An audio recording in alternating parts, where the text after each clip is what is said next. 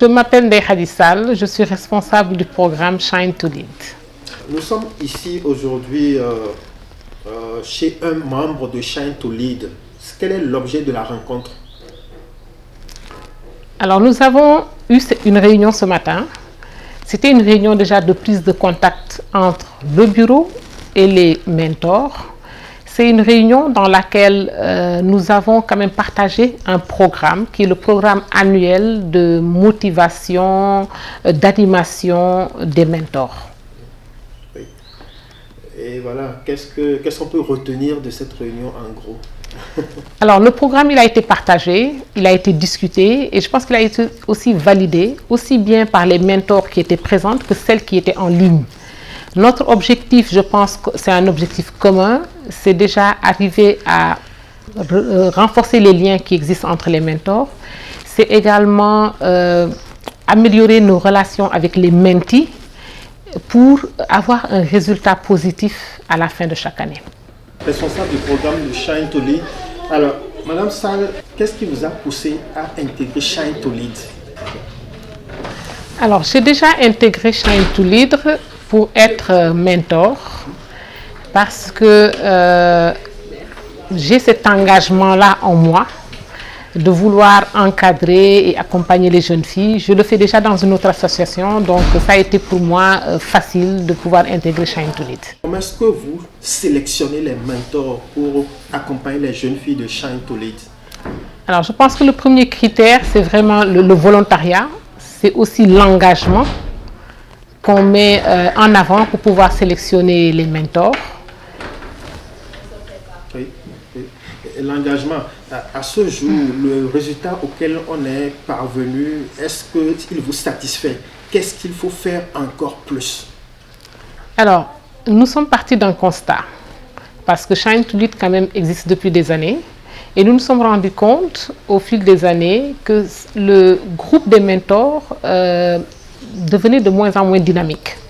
Alors, c'est pour ça qu'on a décidé, au niveau de Shine to Lead, de réfléchir sur un programme pour redynamiser ce groupe afin qu'on ait des mentors qui soient très soudés, afin qu'ils puissent aujourd'hui réunir leur potentialité autour de l'accompagnement de ces jeunes filles et qu'on puisse à l'arrivée atteindre les objectifs qu'on s'est fixés au niveau de l'association. Oui, comment est-ce que Shine to Lead parvient à dénicher des mentors? Alors, on commence d'abord par des recommandations, c'est-à-dire les mentors qui sont déjà sur place recommandent d'autres mentors. Et aussi, on lance un appel au niveau des réseaux sociaux pour attirer celles qui sont aujourd'hui intéressées à travers les critères que nous aurons définis. Et pensez-vous que les filles sont conscientes de l'opportunité qu'elles ont d'être épaulées par Shine to Lead? Alors, peut-être au début non, mais au fur et à mesure, à travers les activités qu'on va dérouler, elles se rendent compte déjà qu'elles ont besoin des mentors, mais qu'elles bénéficient aussi du sillage de ces mentors-là. Parce que ce qu'il faudrait savoir, c'est que ces mentors représentent des rôles modèles pour elles, donc elles peuvent s'identifier à travers ces mentors. Alors, Shine to Lead, c'est un peu comme un îlot dans le désert. Comment est-ce qu'on peut faire pour amplifier l'action de Shine to Lead pour qu'on puisse accompagner plus de jeunes filles? Alors, pour passer à l'échelle, il faut des ressources humaines, mais il faut aussi des ressources financières.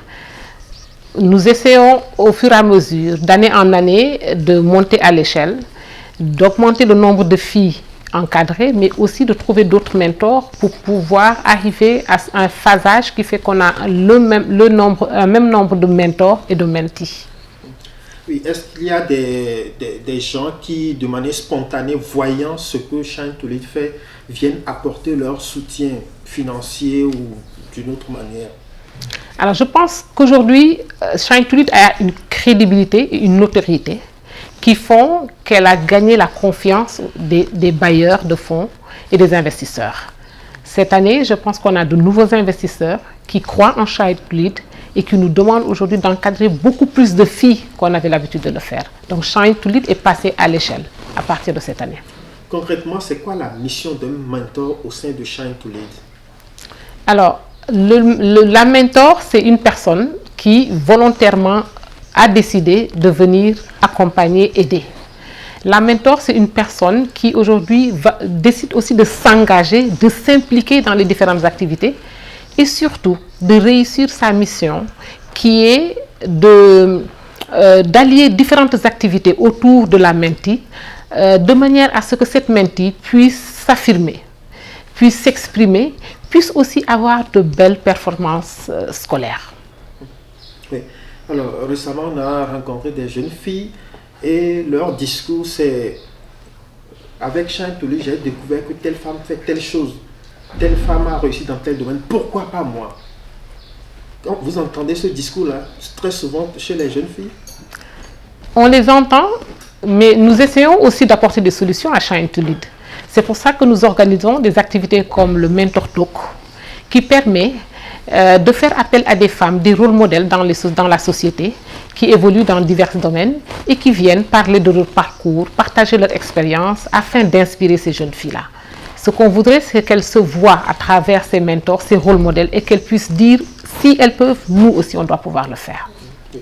Alors, après le bac, est-ce que Shine to Lead continue d'accompagner les jeunes filles? Si Shine to Lead ne le fait pas, est-ce qu'il y a un projet de continuer à les accompagner? Parce qu'après le bac, la vie ne s'arrête pas.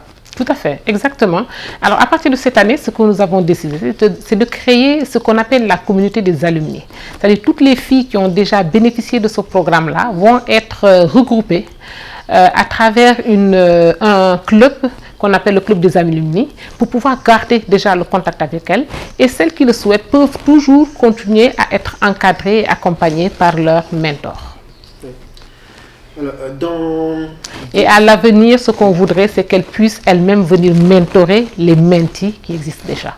Très bien. Voilà. Alors, dans 20, 50 ans, lorsque Shine to Lead aura réussi à accompagner des milliers de filles, peut-être des 10 000 filles, voilà, qu'est-ce que ça va changer pour le Sénégal en termes d'impact? Alors, je pense que les défis sont nombreux. Aujourd'hui, on est en train de parler de l'accès des femmes aux postes de responsabilité. Je pense qu'on est en train de travailler déjà sur ce plan-là. On est en train de parler d'inclusion. Je pense aussi que Shine to Lead est en train de mettre des outils en place pour pouvoir, aujourd'hui, dans l'accompagnement de ces filles-là, atteindre les objectifs qu'on s'est fixés. On part déjà d'un constat que les filles sont sous-représentées dans les filières scientifiques. Être à Shine to Lead, avoir un peu plus d'impact, c'est aussi résorber ce gap qui existe entre les garçons et les filles, surtout sur les matières scientifiques, mais au-delà de ça, sur les postes de responsabilité. Hein, donc voilà l'impact aujourd'hui que Shine to Lead peut jouer au sein de la société, au sein de la communauté également, avoir plus de leaders femmes dans les postes de responsabilité. Et ce qu'on voudrait, c'est qu'elles non seulement soient leaders au niveau de leur communauté, mais également au niveau professionnel.